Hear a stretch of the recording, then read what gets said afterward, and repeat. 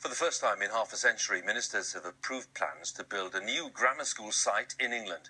It's an annex to the Weald of Kent School in Tunbridge, which is located around 10 miles away. Ministers say it doesn't break the ban on building new grammar schools, the ban which was introduced by Labour back in 1998, because it is an expansion of an existing school, which is allowed by law. There are now 163 grammar schools left in England. There were 1,300 in the mid-1960s. They're state-funded.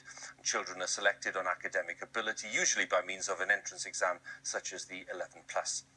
Our education editor, Bronwyn Jeffries, has been to the new school site in Kent. This grammar school gets outstanding exam results. Girls have to pass a test and competition is fierce. Many parents have campaigned for it to expand. Picking up children today, they were pleased it now can. I think it's a great decision. I think there's not enough grammar schools around, not enough grammar school places. A lot of people do come from Sevenoaks, and I think it would be better if there is a Sevenoaks school.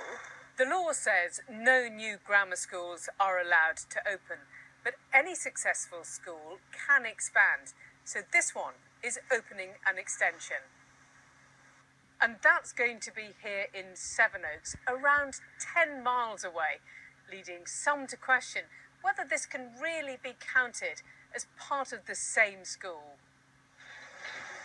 On the building site, work already underway on another secondary school. So is allowing a grammar school building here against the law? Today, the Education Secretary wouldn't say if she supported selection, but insisted this is a one-off to meet local demand. This is not a change of policy on grammar schools. We are not going to be changing the law on this issue, but obviously all good schools are entitled to see if they can expand. Time for school for the boys of Bristol Grammar School. In the 1960s, grammar schools were seen as a passport to success. Many experts argue it's different now.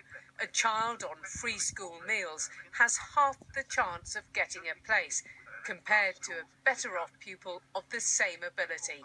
We once thought that they were the vehicles of social mobility. They really aren't today. They're very much the preserve of those who are the privately tutored or have come from private prep schools. And I just don't think that should be the focus of government education policy at this moment in time.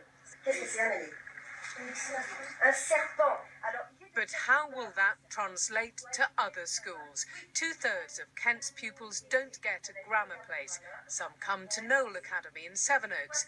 They're worried today's decision could pave the way for more grammar schools.